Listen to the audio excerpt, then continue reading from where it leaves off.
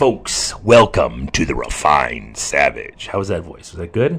I like that. Do you guys like the new mics? We got another version of these mics. Now we got them on mic stands, so they're a few inches from your face. So hopefully you won't have to turn up the sound to full volume when we get someone on here who doesn't talk very loud. Now, I never had that problem, so I'm sure it will be fine. So let me know what you think. Let's talk about some sponsors. Viking Coffee. Viking Coffee. Evan Armstrong is doing it up right. He is like a mad artist. He's in there. He's always trying to find new ways to make the coffee better, make new variations, make new flavors. He is a master at it. This guy has got it down pat. He makes our Old Man Strength brew, which took me like a week to figure out what brew we wanted to use for Old Man Strength, and I think we narrowed it down to the perfect one. It is my favorite of his coffees, but he has all kinds of flavors, so check him out. VikingCoffeeCode.com. Use the code VikingCoffee10 at checkout. Let's talk a little bit about Cerberus. Now, I've been preaching Cerberus since the beginning here, and when you go to strongman competitions, you see Cerberus gear on athletes all over the place, whether it's sponsored athletes or just people buying gear from them. These guys are the shit, and they need to break into Highland Games. So you Highland Games people out there, I know what you're buying. I know you're buying knee sleeves. I know you're buying elbow sleeves. I know you're buying tacky. I know you're buying indoor weights to throw.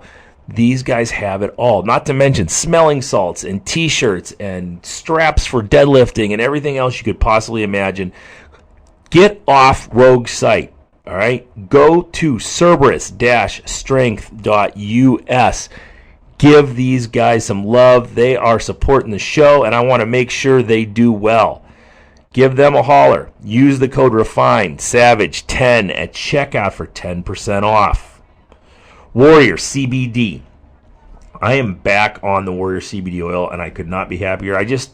I said in the last podcast, I just took some time off because I forgot to take it. You know, I CPAP up for the night and forget to take it. And next thing you know, it's morning and I've slept like shit. So I am now putting that CBD oil under my tongue again every night, and it feels fantastic. I wake up. What's nice about me having a CPAP is I can see exactly how I slept every night. So for me, it's a competition. I wake up, I look at my CPAP machine. How did I sleep? It wasn't that great. When you take the Warrior CBD oil, I can actually see in analytics how well I did. So it's vital for me. I love it. I think you guys are going to love it. It's not like other CBD oil, especially the stuff you buy here in Ohio if you're from Ohio. It just isn't any good. You're just basically putting essential oils down your throat. And unless you want to be one of those stupid hippies who think essential oils actually work, you got to get off them. Get some Warrior CBD oil and get the real stuff. If you got a boss, you got a job where maybe having a little bit of THC in your system isn't a good thing, you got to check. The best thing you can do is go to their Instagram page and get a hold of Nancy there. She answers all the messages directly. Just ask what she thinks you should be taking, and she will point you in the right direction. Make sure you use the code WARRIOR20 off at checkout when you talk to her, and you'll get 20% off your order. Serious Steel. Now, we talked earlier about Cerberus and the way they support us. Serious Steel is another one. You guys, between Cerberus and Serious Steel, you should never have to go to another equipment company. These guys, between the two of them, have all of it. Serious Steel has some awesome stuff. Stone sleeves. Their bands are out of this world. But if you need dumbbells, kettlebells, bars, plates, whatever you need, these guys have it for you. Don't go to these high-priced international companies who are just out to screw you. Okay, check out Serious Steel. Chad Clark was the one who hooked me up with these guys, and if you know Chad, you know he isn't going to be allied with somebody who doesn't have the best interest of string sports at heart, and these guys certainly do. SeriousSteel.com. Use the code SAVAGE at checkout for 10% off. I'm so bummed I have no Stay Classy meat left. The box they sent me was 35 pounds of meat. I went through that in about a month and a half. And believe me, I was holding back. This stuff is fantastic. My favorite in the whole box was their buffalo steaks. I loved them. Best steaks I've ever had. And I'm not a lean steak guy, and buffalo is usually a very lean meat. Not this stuff. This was fantastic. I loved it. But everything they sent me was good, from the chicken fillets to the sausages to the bacon tips were out of this world. So good. You got to check these guys out. right out of Bozeman, Montana. The only thing they have there is steers and fucking nature. You're going to love it. StayClassyMeats.com. Use the code SAVAGE at checkout for 10% off. You can get like 3 or 4 different sizes of boxes. Get it sent right to your house. 24/7, 365. Get on it. Finally today, Iron and Stone Strength. I can't be more happy that these guys have jumped on board as sponsors. They were more than happy to jump on board. They couldn't wait, and I'm glad they did because I think our interests align.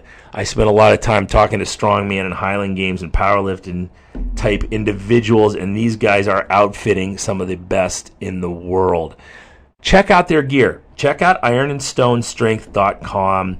Check out all their t-shirts and hats and sweatshirts. They've got some really cool stuff. I love the logos. I love the designs.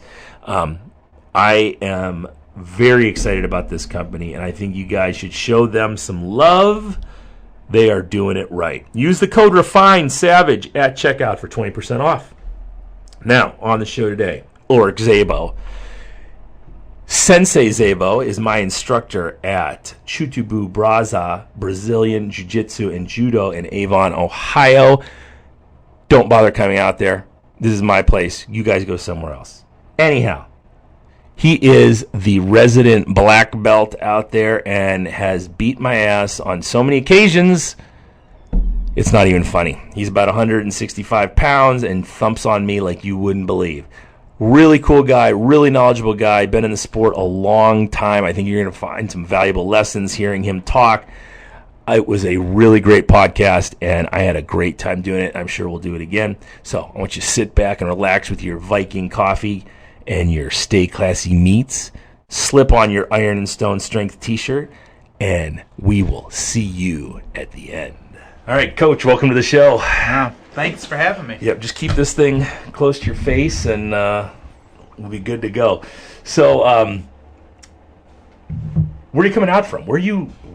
I was in Rocky River. I own a shoe store, and Szabo Shoes in Rocky River. That's right. I was supposed to call you Al Bundy, but I said I'm not getting choked out in my own studio. Why Al Bundy, is a black belt. He is, right? He studied with the Gracies.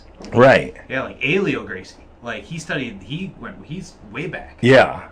I saw today that Russell Brand got his blue belt. You know Russell Brand, the comedian? I heard he's really into it, though. It, like, really changed his life. Yeah. There's a lot jiu-jitsu is one of those things that I think the way to stay, if you're going to stay in jiu-jitsu, let me rephrase that. I think it becomes a lifestyle. Mm-hmm. If you are, most people, they'll quit after they get their blue belt. It's generally 2 years. Why is that? What is it? Because I've heard that before. Maybe today, in my opinion, today people get their belts a little faster than like when I first started. Right. But I'm not that way. I think it's the grind. It's hard. Yeah. And jiu-jitsu, I think if you stay with it, I think always changes you for the better. It's just there's something it's very humbling about it. There's always someone better than you. Yep. No matter how good you get. Yeah. There's always somebody better. And there's always people developing new ideas and everything like that. It's just basically like a human game of chess and physics all rolled into one. It's the first day I came in, and Paul, said, "Hey, come on in." I think he wanted me to come to the 7 a.m. class, and I came to your class the first time. Okay. And it was super humbling because the bottom line is, I was a CO, a corrections officer for 19 years. Okay. So I'd been in altercations before. Sure. And did really well. I'm sure you're a big, strong guy. You move well, too. Well, thank you. But I learned really quick that I didn't know how to fight. Yeah. The first night I was in there. We can go further down rabbit holes. Because jiu-jitsu is very sport. And I would have to say I enjoy that aspect of it more than the self-defense. Yeah. Especially self-defense is necessary, but it's once you keep doing the same set of things over and over and over again. Well, when you roll, or it's more fun. It's definitely more fun. I learn, like, I'm very ADD, so the hardest part of class for me is the drilling, and I know that's the part I need the most. but I learn more once I get to the rolling, and then I try to implement what we just learned. I gotcha. You know, so it's like, oh, I found that now.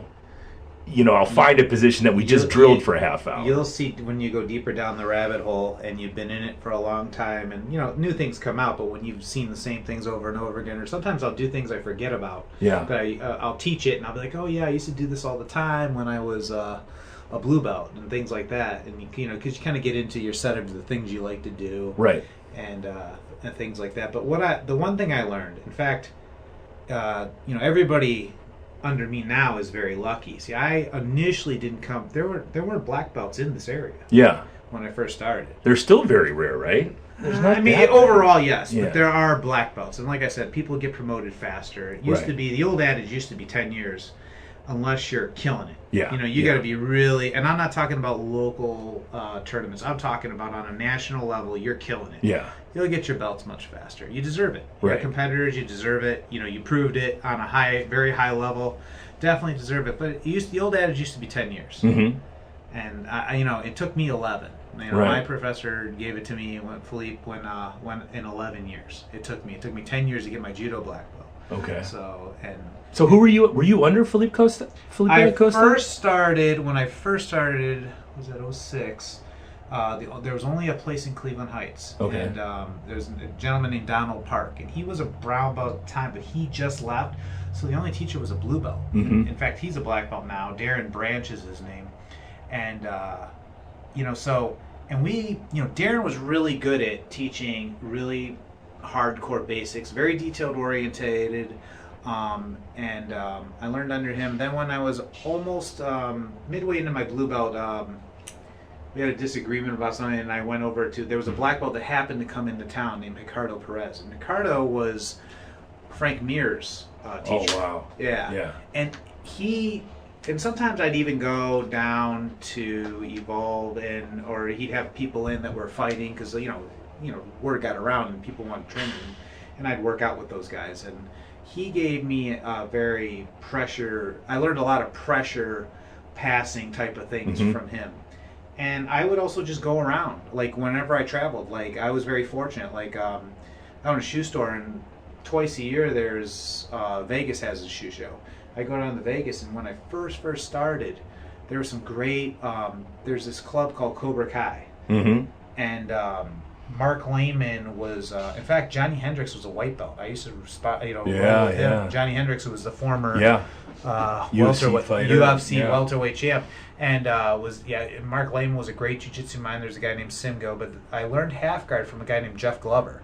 He taught a class there, him and his friend Bill Cooper, and they showed deep half, and deep half was just kind of like the rage at the time, and I just fell in love with half guard from learning from those guys. Like I took privates with those guys. Yeah. I even, like I said, the Vitor Oliveira, when I was a brown belt. Yeah. I'd go seek him out. He's coming up next week to do the show. Yeah, he's a really good jiu-jitsu guy. I really have a lot of respect for him and his game and everything like that. Yeah, I had heard that you had taken some privates with him, because I'm guessing now it gets hard to find people to. I mean, how do you progress once you get the black belt? I mean, some of it, it's interesting. Some of it is, like you said, seeking out guys. Some of it is I didn't really learn this till I was a black belt. In fact, when I went to Rio to Philippe's school, went and visited him for a week, and I didn't think I was deserving of my black belt and then I rolled with some of the black belts that came in through there at his school. And guys will just come through, or some of them are students, and I did very, very well. I was really surprised. I was really surprised. So then I felt deserving. But one thing that Philippe said to me just hit it just. Like I asked him how when he plays guard, and he says, "Well, I keep my body on certain points. I keep like if I'm in half guard, I always have, even if I'm in half guard, I always have 2 points on your body. I have my shin on you or that." And I started thinking about it, and I think it's more about your body positioning than it is really about a move. Right. And that's where it just kind of clicked. And sometimes I'll just figure something out just out of the blue. I'll adjust my body in a certain way and just figure it out because of things students will do. Right. One brown belt student, Nick. Yeah. He has a very good arm triangle, and I figured out a way to stop it. But it was out of necessity.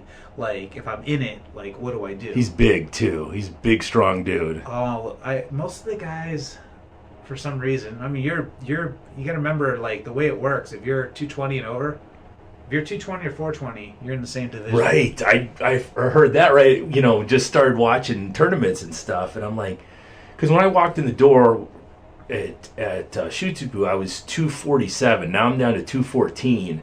Oh, okay. And I'm like, all right, so at least I'd be in the 100 kilo class and under. You know? You'd be under the 100 kilo Yeah. class, yeah. Like, you'd be in Kyle's division if you're 220 or over. Man, yeah. And then what do? You know? I mean, I've done absolutes. So Yeah. I've seen, I mean, you see them on Instagram, guys will beat guys that are 100 pounds heavier than them and stuff. Yeah, you can do it, but I mean, it's not easy. Yeah. No, I mean, even you know, it's not. You just gotta. The difference with weight is, you know, as you probably know, it's even probably the same thing with lift. I can't. My margin for error against a bigger guy is much smaller. If I do everything right, he's gonna get swept. Where he can, you know, if like someone's got 50 pounds on me, they can not quite do it right, and still get away with it. And see, and that's what I struggle with now is, because I'm so new to it, is am I doing this correctly, or am I doing it kind of correctly and getting away with the fact that I can push my hips up really hard? Depends on, well, you'll figure it out when you roll with someone either bigger, stronger, or better. Right. That's I like rolling with Paul, because Paul does.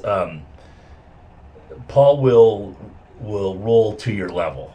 So Paul's really mellowed out since. I started with Paul when he was still in Avon, but we called it 611. It was the club before this club. Yep. And he was strictly judo. Right. And like when I started, the reason why I started with him is a friend of mine did jiu-jitsu, also was under him, but I lost this tournament to this wrestler, and because I couldn't take him down, and I couldn't, he just took me down and held me. Yeah. He didn't try to pass my guard, but that's 2 points, and he won, and there's nothing wrong with that. And instead of getting mad about it and complaining, I said, well, I'm not that good of a wrestler because I hurt my knee at the time, so I'm like, what else could I do? I could do upper body throws, and someone was telling me, you know, Paul Jordan is basically a really well-respected judoka. Yeah. And so I started under him, but I remember when we first showed up, and he had a lot more adults back then, they would just lay the wood to you. Right. In fact, I remember, he always denies the story, but I remember he used to have a Wednesday afternoon class, and I was the only one who showed up that one time, and he goes, well, what do you want to learn? I go, I really want to learn Seonagi. And he goes, well, what we're going to do is we're just going to randori, which is the same thing as rolling. He goes, I'll only throw you with Seonagi or Seonagi setup. So we basically, for like 20 or 30 minutes, he just started dumping me with like Seonagi. Right. He doesn't do that to students anymore. I won't even stand up with him. He always tries to, you know, and he knows I won't do it. I go right to the mat. I get thrown. It's just not going to happen. How did you get into jiu-jitsu? Were you like wrestling in high school and stuff or anything? No. Yeah? No. How did you find it? I wanted something to do. I was lifting. I actually used to love to lift. I used to lift a lot. I mean, I wasn't never a really big guy, but I was pretty strong for my size. You know, I used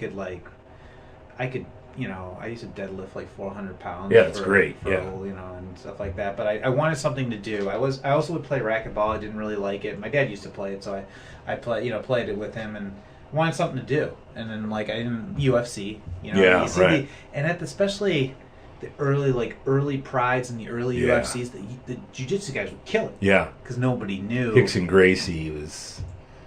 Oh, I mean, all the Gracies, though. There was High-End Gracie, Henzo Gracie. They were, you know, even to a point, all the grapplers would kill everybody at that time. Yep. You know, and so, and you know, especially the first UFC was a real proving ground. Well, how old are you? 44. Okay, so you're saying you probably found UFC the first time the same way I did. It was like, what the hell is this? Yes. Yeah. And was it, I think it was UFC 2 that Hoist won? No, he won the first one? And the second one. Yeah, but it's, that's what I mean. It's amazing. You see, you know, when you saw that, it was like magic. Yeah, right. Yeah, what's this guy doing? And I didn't even know how he was winning. Mm-hmm. You know, all of a sudden the guy was tapping out, and you don't know how that was happening. But so you saw it there, and then decided you wanted to find it? I mean, like, I saw it, but I mean, and I was a fan for a while, and then I just decided one day, I was just bored. I was sick of, I was running, and I was doing a little this, a little that. I just like sports, so just wanted something to do, and it sounded like it'd be fun. And, you know, I ended up doing boxing for a while. I almost thought about Muay Thai or something like that, but just getting punched in the face sucks. Yeah. I've had my nose broken a couple times. I have no desire to do that. You know, it's funny. I did boxing, and the only time I got my nose broken was in Judo, and it was Paul who did it. He was demonstrating an overhand grip. So what you do is you got to really come over. Yeah. Well, instead of going over to my shoulder, he blasted me right square in the nose, broke my nose. But boxing, like I said, that's the thing. What you were talking about, to really learn how to fight is not fun. No, right? Yeah. Coming into the 7, and so normally I can only do the 7 a.m. class just with my schedule and family, and you know how that is. Mm-hmm. But every time the wife goes out of town, or every time the wife has a work function, I show up for that 7 o'clock class. And it's, I was telling a buddy of mine the other day, the blue belts in your 7 p.m. class remind me of baby rattlesnakes, because they say that the older rattlesnakes, when they bite you, just give you enough to get you the hell away from them and hurt you.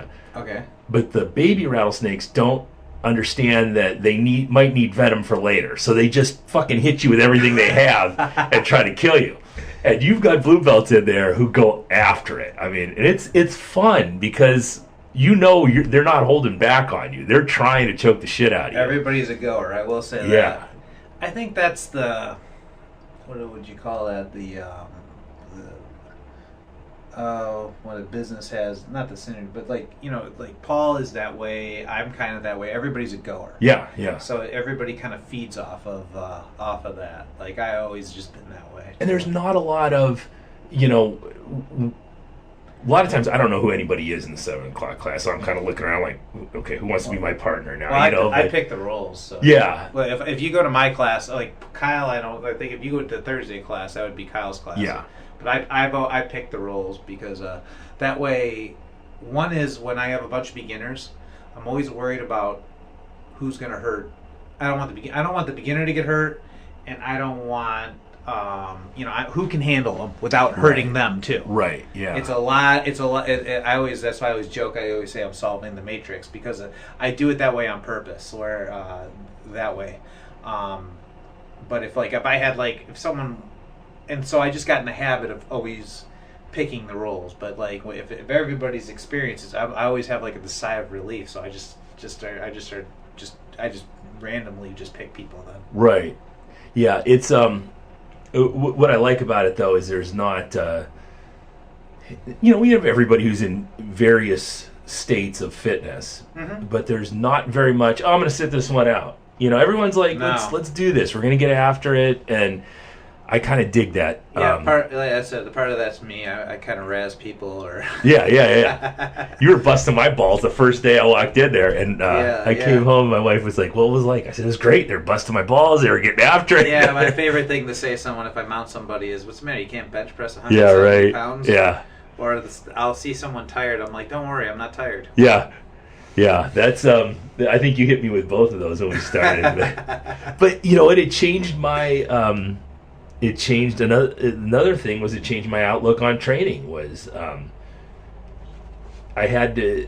Matt Wenning has a quote that is you're not strong unless you're strong with a fucked up heart rate, and that became kind of my motto after that first class was, okay, well, I can move all this weight, but I can't do it when I'm tired. Yeah, it's different. So I changed my whole philosophy around on how I train and how I train people, and it's actually morphed this gym into something different because I think people are in better shape and they're working harder and they're stronger just because I realized, real world what actually mattered. And it wasn't laying on a bench and pushing weight. It's maybe laying on a bench and pushing weight, but then you have to be able to run and jump and do all this other stuff with your heart rate going crazy. I don't know. I honestly, the more I did jiu-jitsu, the more I wanted to train, but I actually have totally gotten away from weights. Yeah.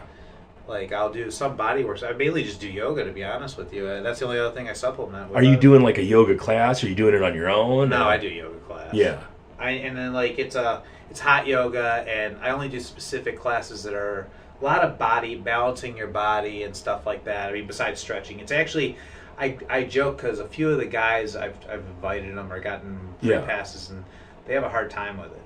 We have a lady here who does it, and she's been one of my best friends since I was 9 years old, and she does a yoga class on Fridays, and I've started to really work on my flexibility, but holding positions is ridiculous. I mean, it's super, super hard to hold these positions, and it's a whole different kind of strength, and she's 45 years old, but she's super jacked, and just she's super flexible and can do all this stuff, and I get in there, and by the time, and it's not even hot yoga, by the time I'm done, I am sweating and just go home and want to sleep. Your guard will get way better, though, if you become more flexible. That's another thing. I started 15, 20 minutes every night before I go to bed trying to stretch out, because it started with,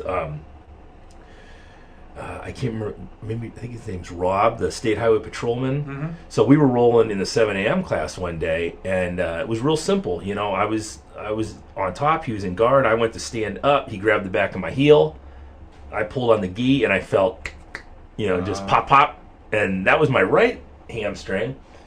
And then that healed up, and not 3 weeks later, we were just sitting there, and we were working on a guard sweep from the guard, and I heard my left one go. Oh, no. So I've blown both hamstrings since I've been in there. So I've really realized how inflexible I am. So I've been working on it a lot. The other thing that happened to me, what was that, about 2.5 years ago?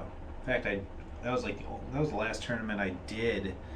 It was a bad one because I shouldn't have done the tournament, but I had the student, this random guy showed up, and I always try to be nice to the beginners and that, but I have my feet dangling. The guy said he'd never grappled before. All of a sudden jumps on me and grabs it. Now it's in the gi too. It grabs a heel hook, and I defended it, but he tore something, and in my knee, and I probably have a slight tear on my meniscus because certain motions my knee will just lock. Yeah. And in fact, that's one of the few times I've truly lost my temper in class. Yeah. I haven't lost it. Maybe about 3-4 times in class I've lost my temper with a student. That was I don't like bullies and right. And that, but that guy was blatantly just being a jerk trying to hurt somebody. Was he just full of shit that he had been grappled, or did he learn something? He had to grapple. No, he did it too correctly to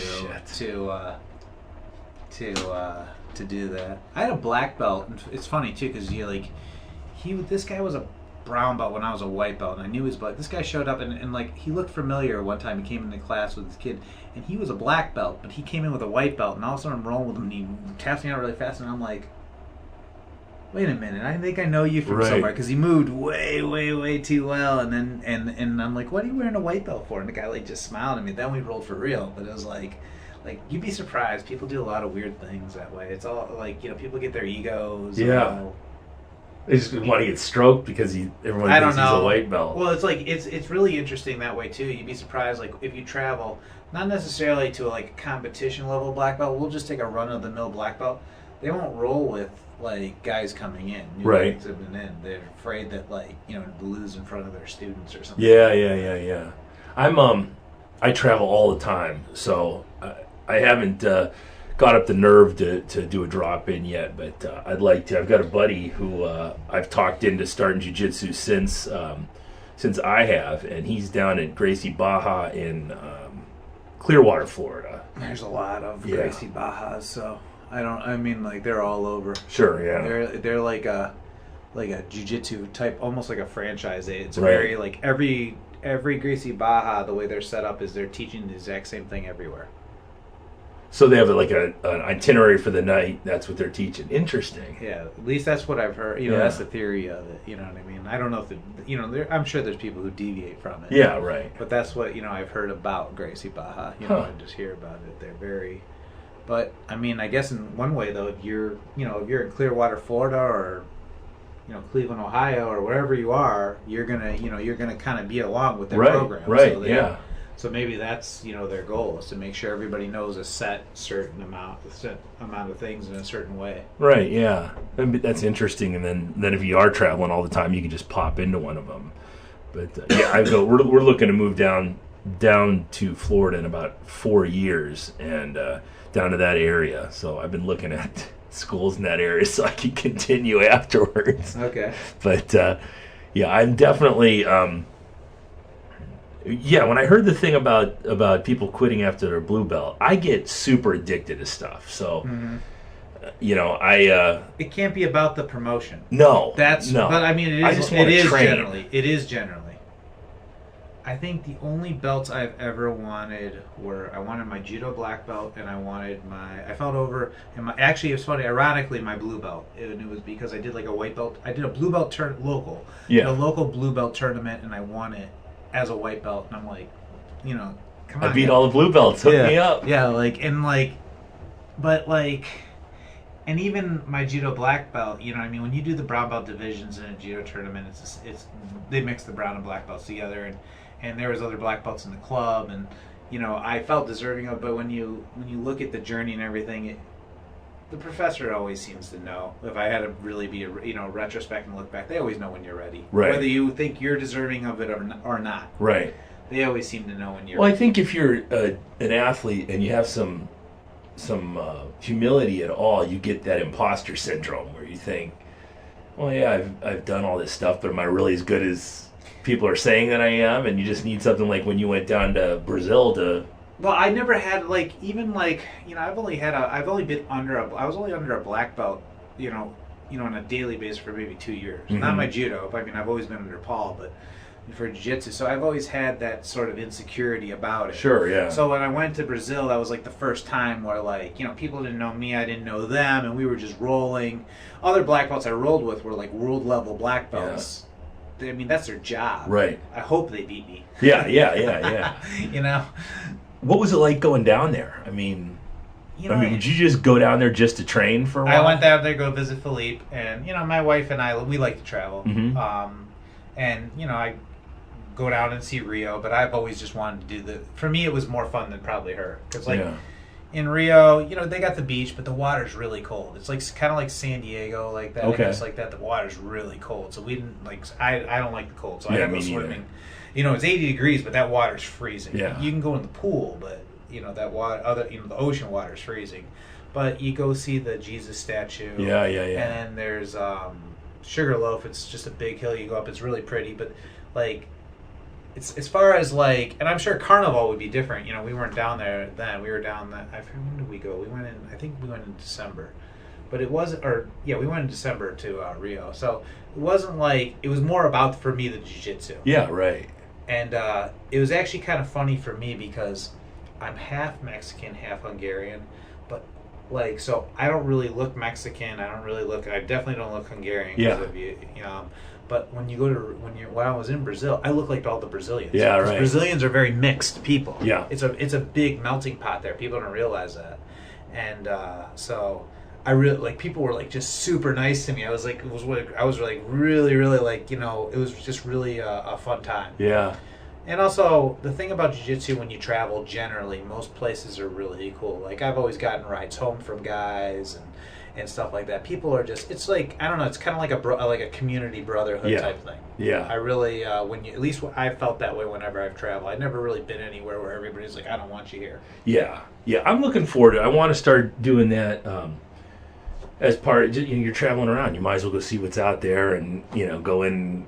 It's fun. It's not, it's not like, training's always fun for me, whether it's jiu-jitsu or lifting. So, when we go on vacations, I always hit a gym somewhere. So it's, I think it would be really interesting to go and see other places and just roll with people you haven't seen before. It's also cool to do, you don't know their game, they don't know your game. Yeah. Yeah, that's the one thing in the class I'm in now, and that 7 a.m. is actually starting to grow. But I know what I'm coming up against. I know who's got what and what their moves are and where they're going with them. Mm-hmm. And we have you met Ryan yet, the Navy SEAL? Yeah, he came in once a long time ago. One of our students, Jim, Big Jim brought him in. Okay, he's super athletic. That kid is. He can really move, and he's strong as hell.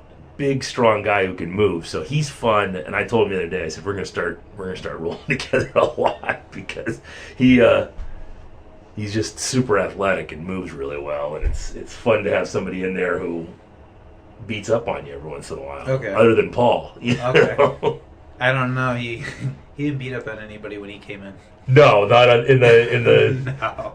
Told him, hey, you want to stand up? Want to go down? Doesn't matter to me. Yeah, well, it's like I said, I don't beat up on anybody when I go to that class either. And then Roger, we started doing that noon class. So Roger comes to the noon class on Wednesday, so it's fun to roll with him, and he's really good about teaching. And he's a good guy. Yeah, really good dude, and I'm enjoying.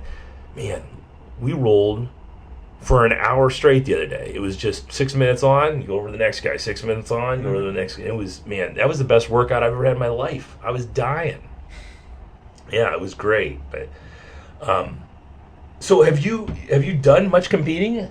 I did a lot when I was a white belt and a blue belt. Then I got married, and then I know how that is. I slowed down and for a little bit. Then I competed a little bit here and there. Did some judo tournaments, did a few jiu-jitsu tournaments here and there. And then I got hurt, like I said, with my knees were really bad. It took me a couple of years really and then Junior was born. Yeah, and then, congratulations. So I'm hoping next year I'll compete. I mean, I've medaled at every belt. Right. I can't imagine. I don't know. Who were you? I was talking to one of the guys the other day at the gym about competing, and I was a professional Highland Games athlete for 17 years. So that was my whole life. I was making money, traveling all around the world, throwing weights and putting shot puts, and so it's more about the training for me now that I like than the actual competing. But I think eventually I'll compete. You should do once. Yeah, that's what I thought. Yeah, even if it's local, you should do it once. Right, but I don't know if I'd do it at white belt. I think I'd want to. Why? You should. Because I don't know shit yet. Neither do they. That's the time to do it. Trust me. Yeah. Like, I remember we did Master Worlds, and that's actually one of the times. Like, I'm like a wishy-washy competitor. My problem has always been my confidence in myself. More so, I've only really felt like I was in one tournament once. I was in a judo tournament where I just knew the guy was better than me. Yeah. But like I've only been in one. But as far as jiu-jitsu, even when I've lost, I've never felt like I would competed at. I've never competed at my full potential as far as like believing in myself. I remember you talk about being in shape for stuff. When I did Master Worlds, because there was all these legends who were like, I forget who was coaching against me, but he was some world champion, and I'm looking around and everybody's got a coach, and I'm sitting there by myself, and I beat this kid, I don't know, I was like 10-2 or something like that, but I was hyperventilating the whole time. I hyperventilated. I won 2 matches. I hyperventilated the whole 2 matches. The third match I lost. Something stupid too. Just made a dumb mistake, and it would have been in the medal rounds if I beat that kid. But made a stupid mistake. But I was hyperventilating. Literally, I was so nervous. I psyched myself out so much. I was really hyperventilating for 3 matches. Well, what's your advice for people? Because I'm sure there's people out there who do that same thing. I don't know. It's hard to say. I mean, some people are just good. I think one is just do it. Yeah. That's like the one thing. 2 is I've always wanted. I've never. Let me think. Since I haven't like had a teacher like to coach me or be there for me since I was a blue belt.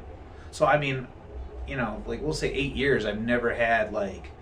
A coach. Yeah. And my only peer, it was my friend Larry, and Larry's blind. Yeah. So he's not coaching anybody. Guy's amazing, man. Yeah, that dude is an inspiration.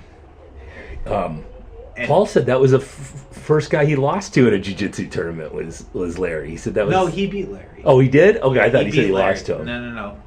He beat Larry. They did a purple tournament, but like I guess he won by an advantage because Larry pulled guard. And then like Paul kept trying to pass but never passed because you're on top attempting. He beat Larry. Yeah, and so for those of you who are out there listening, Larry is a gentleman in our class. Is he a lawyer? No, he sells. I don't know if he sells software, but he does services and software for like So like a blind person or a handicapped person can look at a website, for instance. Right. Okay. But he's a very successful individual. I mean, he's traveled all around the world. Travels by himself. He wins jiu-jitsu tournaments. The guy's like, insane. seriously a bad dude. Yeah. And did you guys come up together? Yeah, we came up together. Well, we started at the same exact school. Yeah. And everything. Yeah. And it took you 11 years to go It took back. him longer, actually. Oh, really? Yeah, I mean, you always Understandable. but no, it wasn't even that. It's just usually when you're the teacher, they give you a little because you're kind of contributing to the art. So Yeah. you get a little leeway that way. It's the same thing. Like if you compete, if you teach, you're gonna get it faster. One of the things that I like about jiu-jitsu is the fact that it is so difficult to progress. There's nothing more irritating than somebody who's got an 11-year-old daughter who's a black belt in taekwondo. Yes, I it's agree just with like, that. what I the agree with fuck? The thing that kills me is that with the internet, the UFC, like all these things out there, I often wonder why there is a large group of people who still believe in some sort of crazy mysticism that these people have, and it's not. We have a karate school right by where I live. Mm-hmm. Which amazes me that there's still karate schools. That people are going there for self-defense. And the place is packed with local cop cars. So they go there for all their self-defense training. Really? And I'm like, what the fuck? Have you watched I don't know. combat tournament of any kind in the last 10, 15 years? I mean, I don't know. Self-defense, or we'll just say fighting, though, is like, even that aspect of the jiu-jitsu, it's a different, like, I don't really teach that much here, because, like, I'll show this one self-defense where, the person is in guard and they wrap an overhook and they get safe, and what I do, I show it, then when I say, okay, I do this usually once a quarter maybe, and then I put boxing gloves on, and I don't actually hit the I'm not like raining down, but the gloves are just touching their face, right? But most people, the average person, doesn't get punched in the face. Yeah. So, I mean, I've had even officers. There was a highway patrolman. In fact, that's the worst one I can remember. He freaked out. He did everything he wasn't supposed to do, and I wasn't even hitting him. Yeah. But the gloves were in his face. They were in his face. He's reaching. Yeah. It's one of the worst things. Yeah. And all of a sudden he opens his legs, starts panicking, and I had to talk him down. Yeah, like people. I mean, even jiu-jitsu guys. It's completely different. Well, and I won't mention the school, but when I was shopping around and I went out to your guys' place, but there's a place like literally 10 minutes from me. Okay. So I went there. Okay. For a class, and it was all self-defense style jiu-jitsu, and I was just like, this seems a little karate-ish to me. It's like, okay, well, the guy grabs you from behind. Now you're supposed to, sweep your arm under his leg. It was not what I enjoyed about it. So it was all drilling from these make-believe scenarios that someone's trying to get you and everything. And there is some credence to some of that, but like I think the other thing too is like kind of like we talked about in the beginning. I think if you get body awareness and sensibility from like rolling, especially when someone's trying to choke you a little bit more seriously, I think that's far more valuable in a lot of ways. I mean, I think it's far more valuable. Yeah, it's I watched the old Prides and with Hickson Gracie, and then I heard an interview with him. And one of the things that stuck with me when he was talking was he said that he didn't do anything fancy. He just did the very basics of jiu-jitsu. He just did them better than everybody else.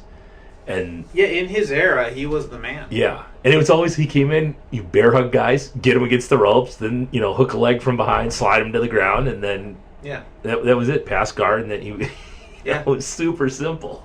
I mean, a lot of times, especially when if we did like a combat stuff, if I was going to teach a combat class, it'd get really basic. There wouldn't be a lot of spinning around or going inverted there'd be none of that. Because the bottom line is, and you see it every time a new white belt comes in, because I've only been doing this since March, but every time a new white belt comes in, no matter how big they are, how strong they are, what they've done in the past, it's so easy to just beat them with the most basic shit you've just learned the last couple months. Even, and I think you that's talk about someone even like, well, I've had different special forces people come through and stuff like that. Like they're like, I would never want to be in a combat situation where there's like weapons involved, but like in a hand, they don't focus on that. Yeah. You know what I mean? Yeah. So, but they have a lot of sensibility and they're extremely athletic, extremely Right. strong, and they can be very tough, but it's not as big of a deal. Once you start understanding jiu-jitsu and stuff like that, it's not as hard. Even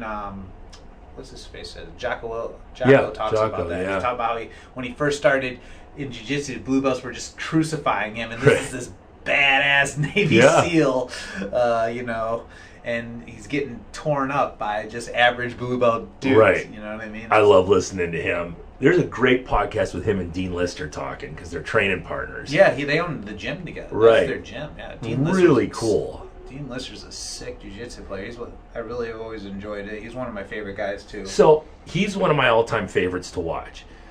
The only thing I don't like about Dean Lister is now, because of his leg locks, it seems like all no-gi jiu-jitsu is leg locks. He was doing that stuff way before everybody. Yeah. Jiu-jitsu goes through these fads of stuff.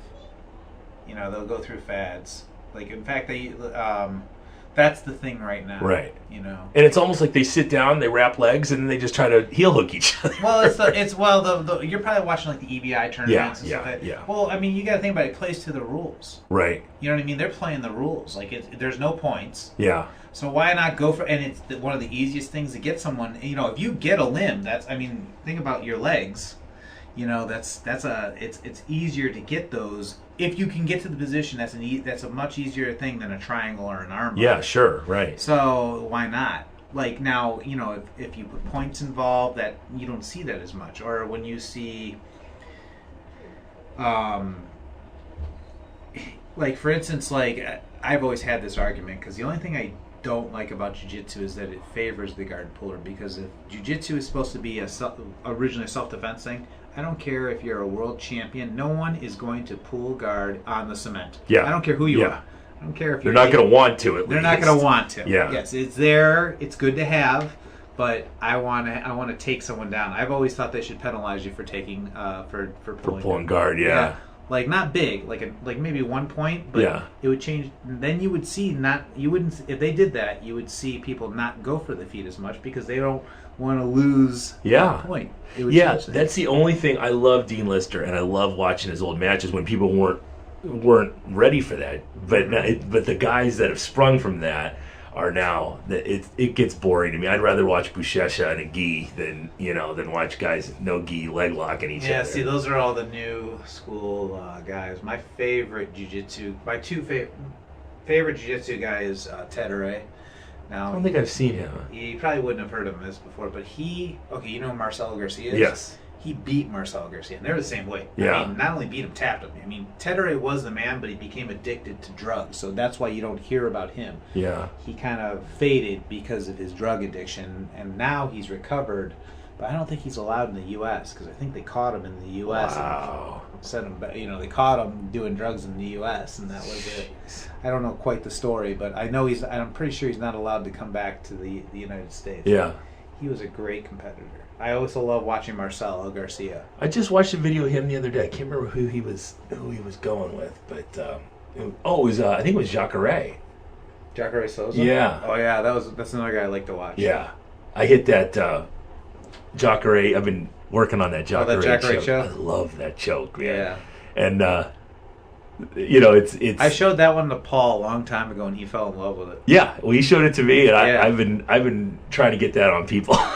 I've hit it a couple times, and every time I hit it, I'll yell for Paul. It's brutal. I actually, Larry, it's funny actually because Larry loves to hold out on chokes, and that was one of the ones I choked him out unconscious with. Yeah, just didn't want to tap to him. He won't tap. He's stubborn.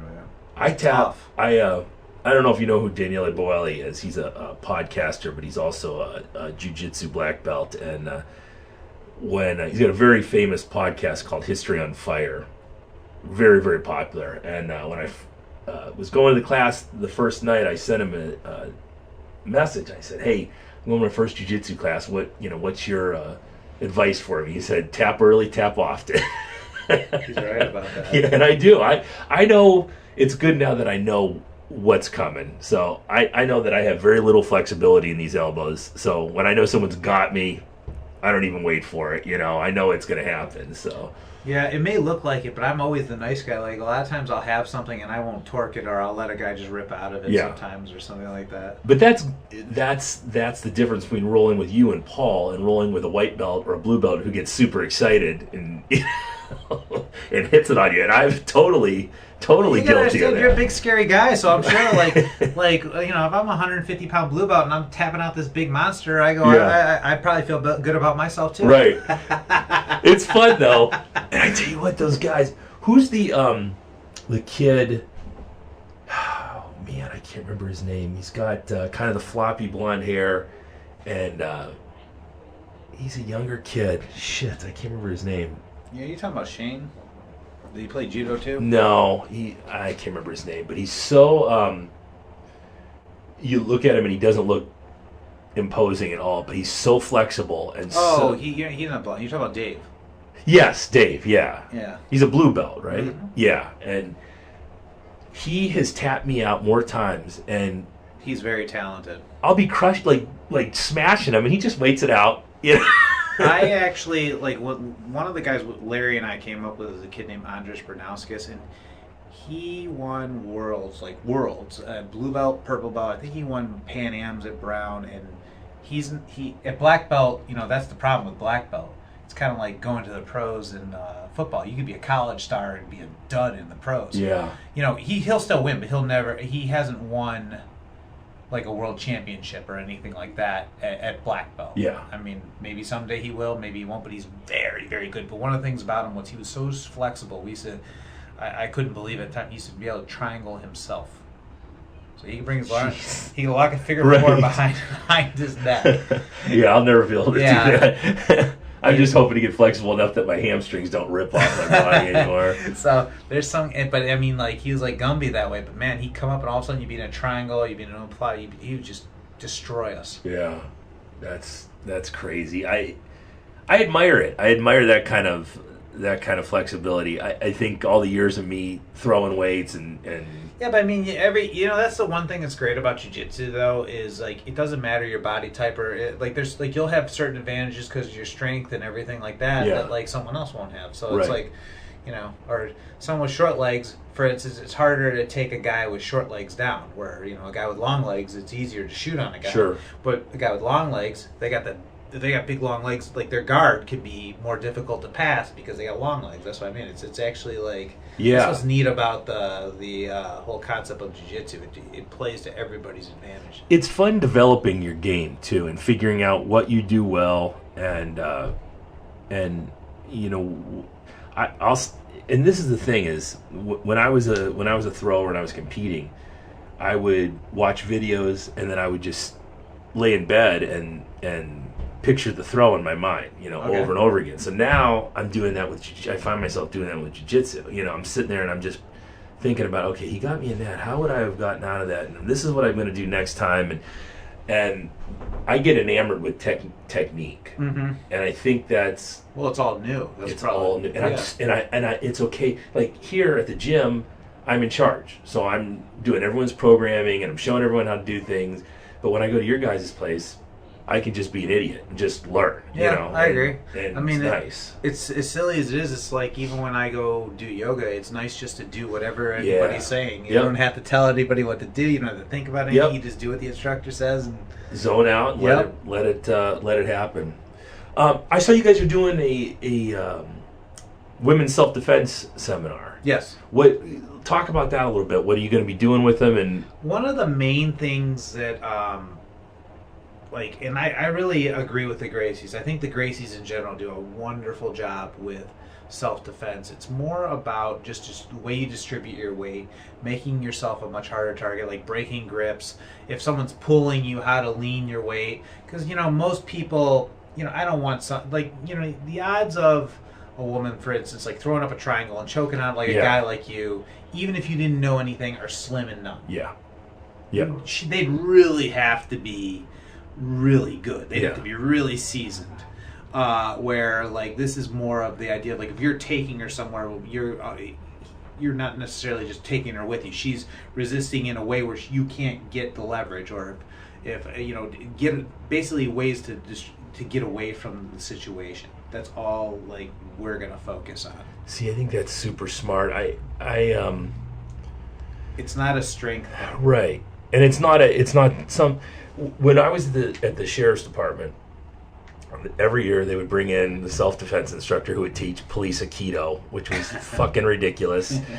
Someone's going to throw a punch at you and you're going to catch their fist and use their momentum. And yeah. Even if I practice that every day of my life, I probably still am not going to catch your fist. I mean, I'm not even much of a boxer, but I'd love to watch that dude catch my fist. Right, But that's a self-defense. And then I had a woman here at the gym whose house got broken into the other day, and she came to me because I'm in jiu-jitsu, and she's like, what would I have done if I was alone? And I fucking hide, call the cops, get into a closet, do you have a gun? Because you're not going to do anything, Someone breaks into your house. Luckily she wasn't home, but I like the fact that you're teaching them something that they're not going to have to practice. Even once that's the thing. You won't have to practice, but I mean, as far as a fighting situation goes, it's I've only gotten into 2 altercations. It's weird. Also, I have a rental in Cleveland. It happened at the same place. I've gotten in 2 altercations since I've been in jiu-jitsu, and I think I was a blue belt in the one and a purple belt in the other one, but. The first time I did actually what I've shown that in class, the guy went to throw a punch and I basically had my hands up, absorbed the punch, clinched him, and then I judo threw. Yeah, yeah. And when people don't train, it was a hip throw, and I've never hit a hip throw. I could show you a hip throw, but I've never hit a hip throw on a resisting judoka. There's other things I like to do, but when I threw that one, I was it looked like an Olympic champion. So I literally watched his feet sail in the air and land. And, when you get thrown on the cement, most people don't want to continue. I would much rather get punched than thrown. Oh, yeah, he got thrown head over heels. Another time there was, at the same place, someone was mugging the mailman because the house next to us was abandoned, and I guess he had drugs delivered to that house. Well, the mailman didn't deliver it. And so he tried to get him for the package, and I yelled at the kid. And the kid rushed me. He came at me, so I snapped him into a guillotine, and, must be YouTuber to the UFC, he knew to cover his neck. Yeah. But as he was backing up, and I was also playing a lot of judo at the time, I foot swept him. Now that's something I probably couldn't even teach you that. I foot swept him, but then when I covered him, I put him in side control, and I had him in an Americana, and we held him. I basically held him there till FBI ended up coming. Oh shit. Yeah, well, because that's the post office federal. Right. I didn't think about that at the time. Wow. Yeah, it was like I said, it was such a realization to me when I went in and realized that I didn't know how to fight, even though I'd been in probably 100 altercations over the years, But the confidence you gain after training, 2, 3, 4 times a week. I try to explain this to people how much your confidence raises to the fact where you're not worried about getting into altercations, and that sounds like the worst thing in the world to me, is to be at a bar and have to get into a fight with somebody. I mean, talk about ruining your fucking evening or weekend, or maybe going to jail or accidentally getting hurt or putting him. But even with the limited knowledge I have now after 4 or 5 months, I wouldn't worry about it, because I honestly believe, I don't know what you think, but I think if you're a blue belt in jiu-jitsu, you can pretty much beat up everybody on the planet. It's just, you're so high level. It really depends. There's some tough dudes out there. I wouldn't want to give anybody a false sense of security, but I would say for the average person, you're ahead of the game. Yeah, yeah. But there's some tough dudes out there. Sure, yeah. I mean, you were in the prison system. I'm sure there were some dudes where you're like, whoa, it probably took a few of you guys to... But the thing is when I was in the prison system, all those guys thought they were tough, but none of them knew how to fight. You get big wild haymakers, and none of them knew how to wrestle. That's generally what it is, yeah. A lot of people. Yeah, but that's what I mean. Like, you get a guy... Let's just say you run into a guy who's a collegiate wrestler. Right. That's a tall order of... So I wrestled from the time I was 3rd grade till sophomore year. Mm-hmm. So that was always my base, you know. Yeah, that's a good advantage. That's a nice advantage to have. So it was always, you know, takedowns or, you know, whatever, and just being able to hold people on the ground. But and then we had this great guy. His name was Chris Carrion, who actually was a contemporary of Paul's. They were friends, and he came in and did combat grappling, he called it. Okay. And I think it was, you know, it was a lot of jiu-jitsu stuff. You know, it was probably arm bars old and school chokes. judo. Yeah, it could have been that. Yeah, but that was like a big help when he came in. You know, because that stuff was actually real world functional stuff you could use. You know. Oh yeah. Well, Paul has taught that police. In fact, one year, what was it? 2 years ago, we were even doing the Lorain County Police. We were helping them out. I'm a big believer in having done that for 19 years.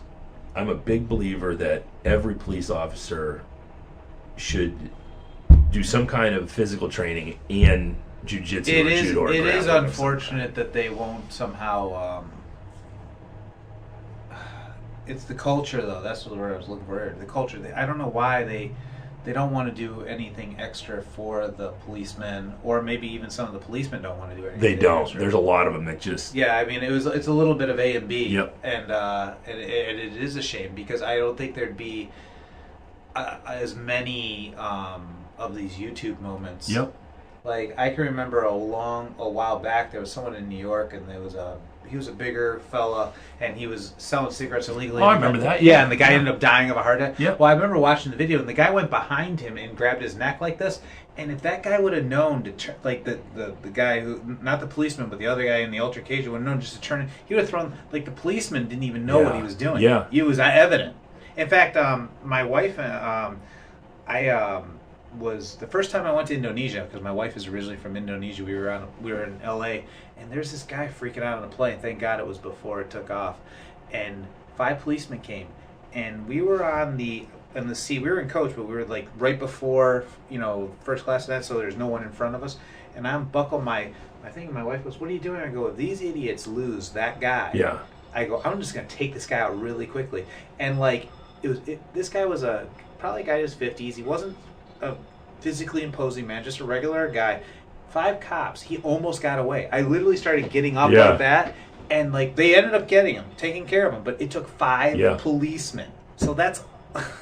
You see that all the time, though, and it's scary to me. And I think you'd have less officer-involved shootings too. I agree. They had the confidence in themselves because they don't know what they don't know, and you hear that a lot with guys. And I get cops in here all the time who are just out of shape and they can't run. Well, this is just. I have no evidence on this, so I'll make that disclaimer before that. But after training I'm not gonna it's training different people. We'll just say in the law enforcement, I have a speculation because some of them don't some of them really couldn't fight their way out of a paper bag. Yeah.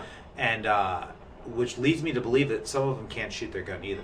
You'd think. It's not like they're going to be training with that too either.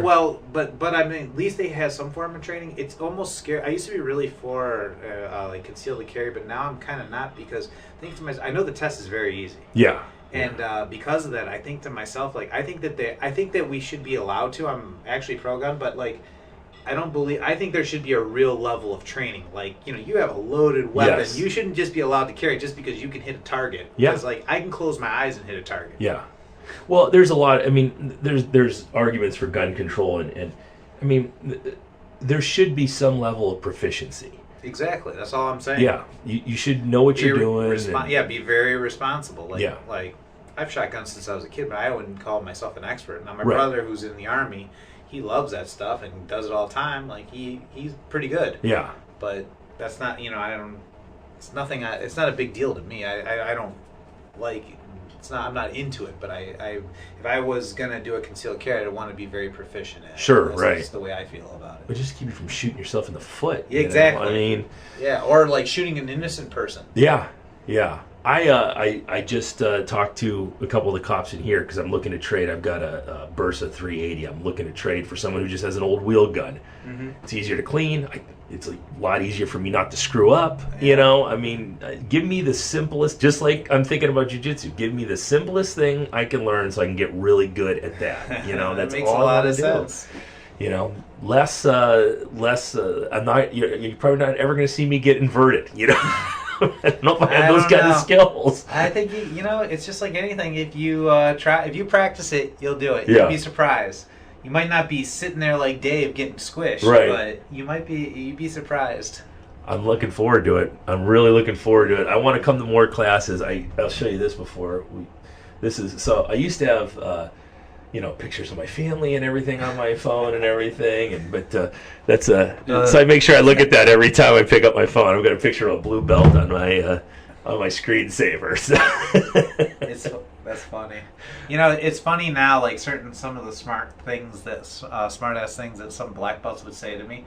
Now I know why they say it. Like I remember my one friend, I was asking like how the one guy I talked about Andres. I used to always ask like different black belts how to beat him, and I'm like, he's a blue belt world champ, and he goes, they used to go to me and go, you know what you call a blue belt world champ? And I'm like, what? A purple belt. And they would all laugh, and I would be like, you guys are jerks. You don't get it. And like, I kind of do get it now. Yeah, right. Or there is another black belt. He can be like, I can show you moves because it's more about the sensibility. And I used to think, I want to know moves. Screw your sensibility. Right. Now I go, yeah, I understand what you're saying now, but sometimes it's just it takes time to realize it. It's a long journey, you know.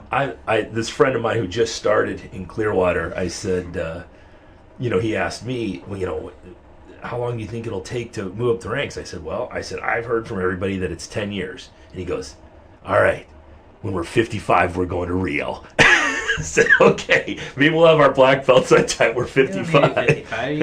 You can go tomorrow. Yeah, this was like a celebration. We'll celebrate. We can go to Rio when you get your blue belt. Then what about that? There you go. I'm in. I keep watching these videos. I was watching this one the other day. It was insane. It was on Flow Grappling, and these guys are in Rio. They're on top of this building, and he's got this dojo set up, and it's a really tiny area, maybe 900 square feet tops, and he's got to have 30 people in there rolling, and they're just going after it, all in gis. And then between each roll, because it must have been 140 degrees in that place, they would run down a flight of stairs, and they had a shower. They're going in their gis, turn the shower on in cold water, because they're already soaked anyhow from the sweat. Okay.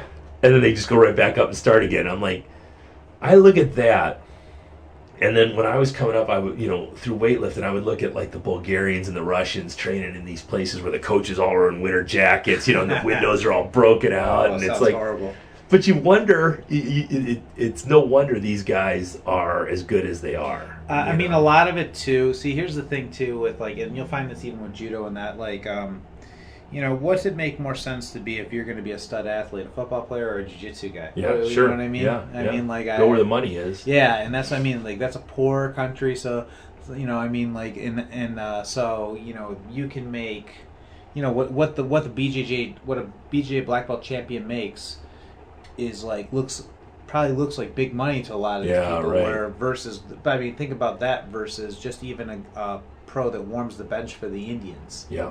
Yeah, right. Making that league minimum. Yeah, making the league minimum. But, and that's why they can. And then as far as judo goes, the government subsidizes a lot of the world team members. Really? Yeah, that's very common in, I think, a lot of the Olympians. A lot of the governments. Yeah, I guess so. They help out. It's I'm always amazed how well America does in the Olympics, if you think about it. I know there's it's a big mix of people, so that helps. Right. But if you really think about it, they give you $30,000 for the gold, and you're taxed on that. Yeah, right. I mean, they tax them. It's really. I've got my son is a shot putter, and he's worked with 4 Olympians now, who are all friends of mine.